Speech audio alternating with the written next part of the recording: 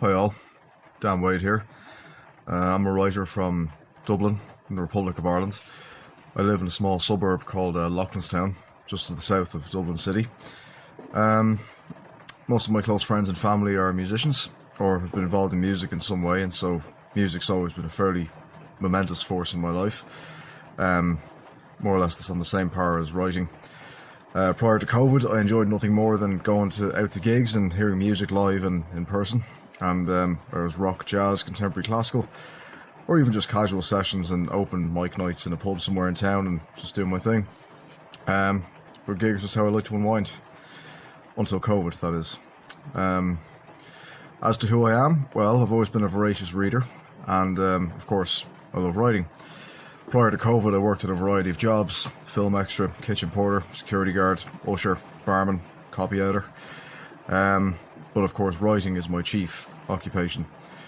It's probably fair to say that it's probably more of an obsession than it is actually a vocation, but there you go. It's easily consumed about 95% of my life. And so what you're about to see is a little introduction to my novel, A Land Without Wolves, and I hope you enjoy listening to me.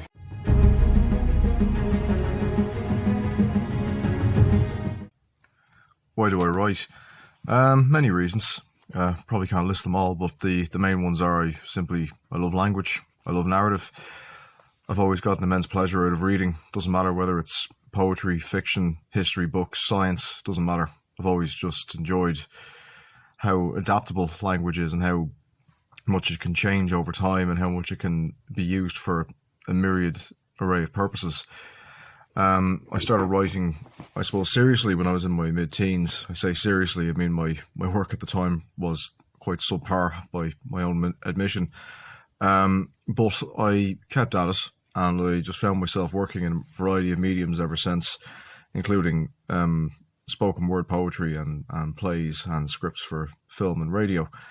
And A Land Without Wolves is, of course, prose fiction, but that was a relatively late addition to what I do. If I wasn't able to write, I'm not quite sure what I'd be doing with myself. It's played such a major role in what I do. So it's an interesting way to spend one's time, certainly.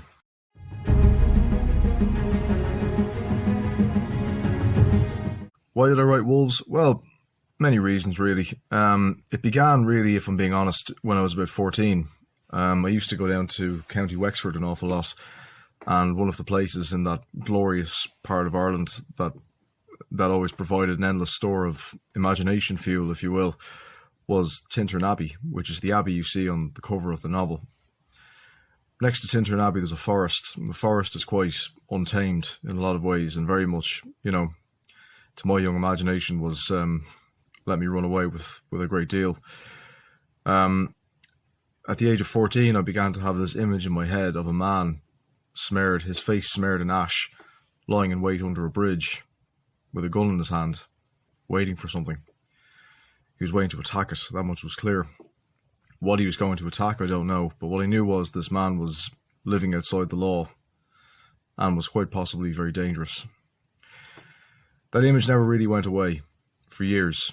It was only until my early 20s, when I was in college, that I took a creative writing elective in my college course in IEDT, and I was instructed to just write a short story.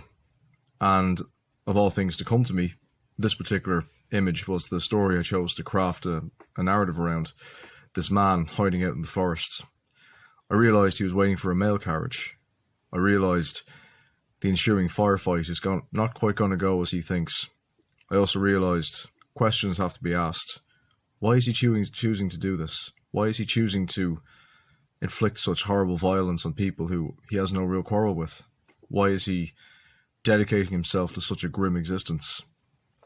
All these things came into play while I wrote the story.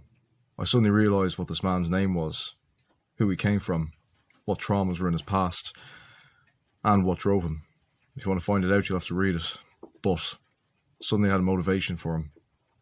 And I also realised, in attacking this carriage, his relationship with one of the passengers on it would come to define the rest of his life. So the story then follows MacTíre and Mogue, his young apprentice, as they go diving around the world together and living a life of crime, attacking where they need to. It transpires that MacTíre isn't actually an illiterate brute. He's actually quite literate, unusually for an Irishman at the time.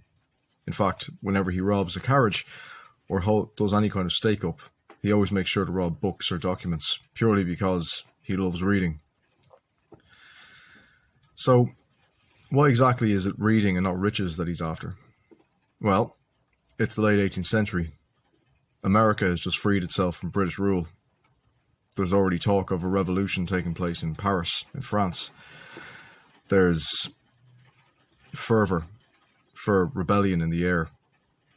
There are people trying to ensure that their way of life changes for the better. They gain more sovereignty. The ideas of Rousseau and Voltaire are starting to bear often radical fruit. And it's no different in Ireland. To overthrow the British crown is the dream of many a united Irishman who don't quite have the name just yet. To be able to work in dignity under less strenuous imperial rules, it's a dream for many.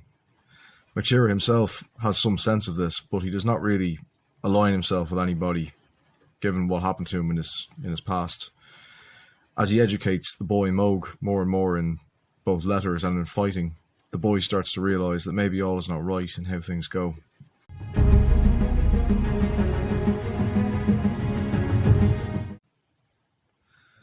The ultimate questions that MacTíre and Mogue grapple with, both in themselves and with each other, is what does it mean to be free?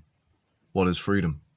Is it an abstract idea? Is it just a noble ideal that can never be truly achieved? Is it something that is worth striving for, if not for oneself, then for one's descendants? MacTíre represents a certain kind of freedom, freedom at its most stark and cruel. He proudly claims that he will never fall into the material comforts of civilized society, for to be a member of civilization is to essentially submit to civilization's will, even with all the material comforts it might offer you. This is something he finds just completely abhorrent. Mogue Trench, for his part, agrees, but also sees a way of perhaps making enemies of everybody isn't entirely the way to live one's life or the way to operate in any kind of functional way. One can hold the absurdity of civilized society in contempt while also having the pragmatism to operate inside it and operate according to its laws without compromising one's integrity. These are the questions that become more and more a source of conflict between the two of them, and eventually it affects their partnership.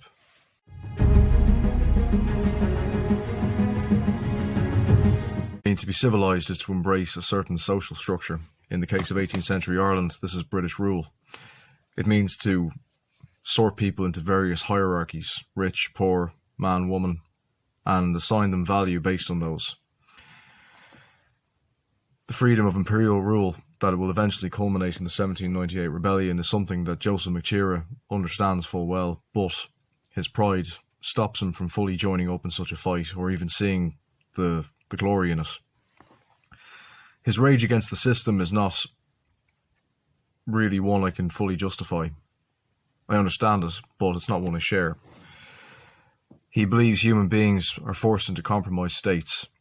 He doesn't seek to rebuild a newer, better civilization from the ashes of empire, nor even does he seek to improve the lot of those with whom he lives. He simply wants to see the world burn as best it can. He wants no part of anything, and never will. Yet, in spite of this, he isn't without his doubts. A part of him still hankers for some form of domesticity, to hang up his guns and begin a family with Grania, to go into more honest work perhaps. But in committing to a life of crime that is so utterly opposed to the existing world alone, he must deny himself even the basics of that.